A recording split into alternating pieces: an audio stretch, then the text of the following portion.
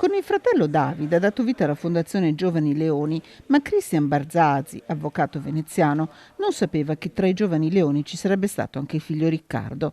Nato con una grave forma di paresi cerebrale infantile, con il sostegno e l'affetto della famiglia e della Fondazione, Riccardo in 9 anni ha fatto passi da gigante grazie all'applicazione del metodo Feldenkrais, che adesso il Veneto, prima regione al mondo, mette a disposizione di 20 bambini inseriti nel progetto Brain Up, curato dall'unità operativa complessa di riabilitazione dell'azienda ospedale Università di Padova. Essendo la prima volta che si sperimenta da un punto di vista anche scientifico questo metodo, l'auspicio mio e spero anche dei promotori sia quello di ottenere dei risultati positivi, anzi veramente anche da quanto avete l'esperienza vissuta dei genitori ci fa sperare di ottenere risultati che possono essere un qualcosa in più rispetto a tutto quello che già di positivo si sta facendo. È un movimento dolce a permettere al cervello di questi bambini di sviluppare nuove connessioni sinaptiche che portano a movimenti come sorreggere il capo, prendere gli oggetti, muovere alcuni passi.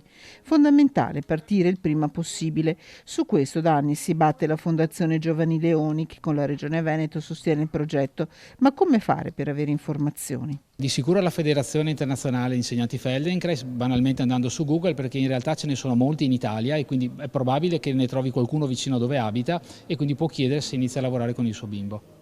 La speranza non va mai persa. Assolutamente no, mai. Bisogna sempre sognare.